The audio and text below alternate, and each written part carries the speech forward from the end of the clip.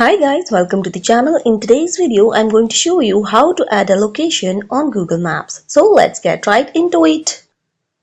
First of all, you have to open up Google Maps. Then you have to go on Contribute. Now here you have to hit on Add Place.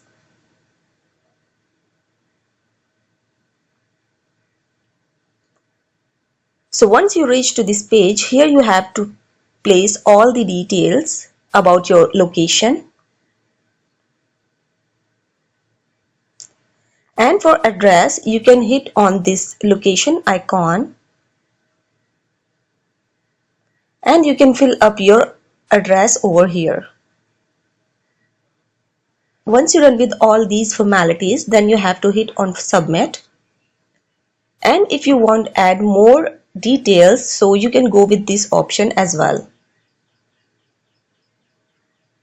So for now, I'm going to hit on submit. And that's it guys. How to add a location on Google Maps. If this video helped you out, give it a like and subscribe. See you guys in the next one.